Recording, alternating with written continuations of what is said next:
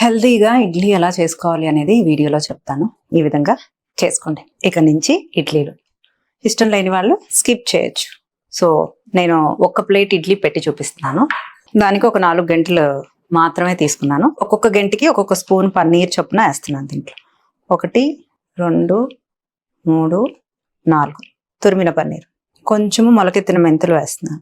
ఇదంతా స్టీమ్ అయిపోతాయి, చేదుగా ఉండవు. క్యారెట్ అనేది ఆప్షనల్, నేను వేసుకుంటున్నాను కొంచెం.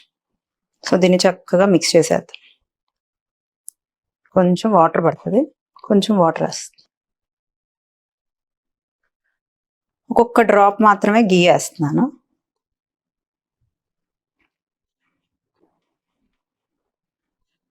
చక్కగా ఒక ప్లేట్ పెట్టేసుకుని, ఇది ఒక 5-6 ఇడ్లీలు అవుతాయి పన్నీర్ కలిపాక.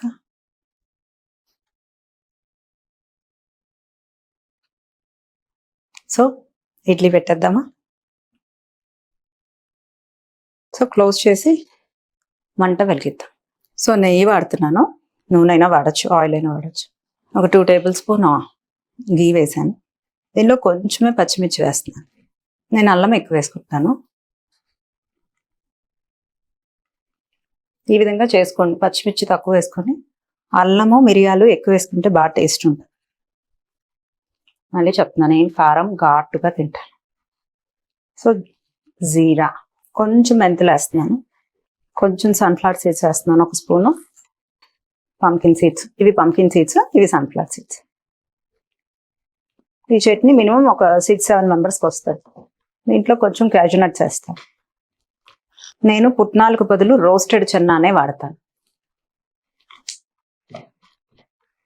కొబ్బరి కూడా కొంచెం వేపుతాం.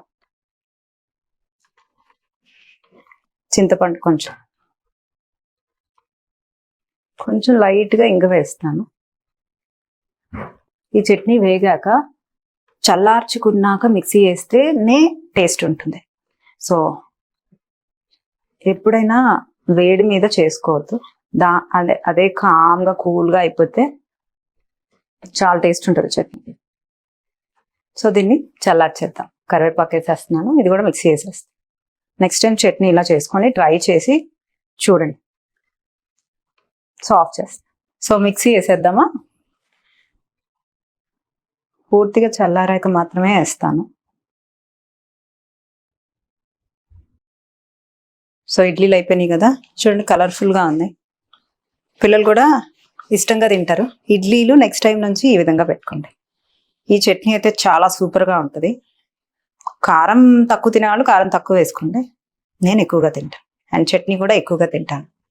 సో మన బ్రెయిన్కి, మన హార్ట్కి, అన్నిటికీ సంబంధించిన వైటమిన్స్, మెగ్నీషియం కావాలి, కార్బ్స్ కావాలి, ఒమేగా 3 కావాలి. సో మనం పంకిన్ సీడ్స్ వేసాము, సన్ఫ్లవర్ సీడ్స్ వేసాము.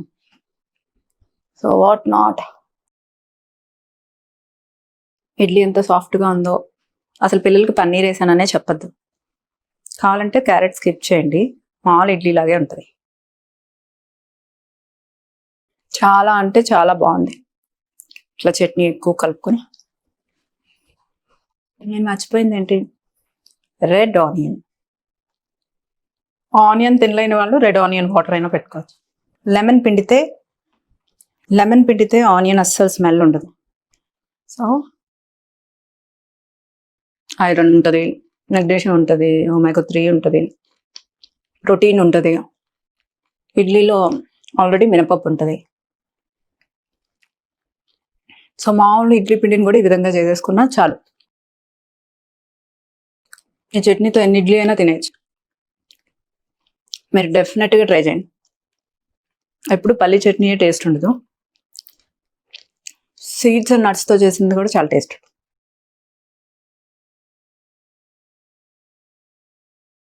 నేనైతే ఆనియన్ అస్సలు స్కిప్ చేయను. దేంట్లో అయినా ఆనియన్ కంపల్సరీ.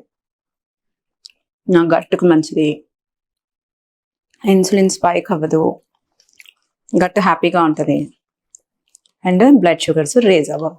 చట్నీలో కూడా ఫ్యాట్స్ ఉన్నాయి, ప్రోటీన్ ఉంది. ఇడ్లీ పిండిలో కూడా ప్రోటీన్ ఉంది. వెజిటబుల్ వేసాము, అండ్ మొలకెత్తిన మెంతులు వేసాము. అసలు ఇది అన్హెల్దీ ఫుడ్ అంటానికే లేదు. It's very very very healthy food. So breakfast కింద, డిన్నర్ కింద డెఫినెట్గా మీరు ఈ ఇడ్లీ అనేది ఆప్షన్గా పెట్టుకోవచ్చు. ఇడ్లీ లవర్స్ ఎంతమంది ఇలా పెట్టుకుంటే ఇలా వెళ్ళిపోతుంది.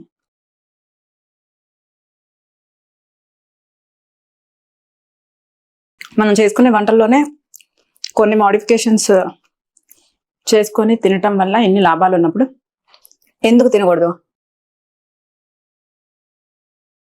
సో ఎప్పుడు చెప్పేదే, save it, share it and enjoy it.